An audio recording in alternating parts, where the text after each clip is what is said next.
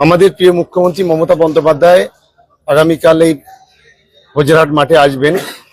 ভাঙড় বিধানসভা তৃণমূল কংগ্রেসের ডাকে আগামীকাল যে নির্বাচনী জনসভা আপনারা সকলেই জানেন।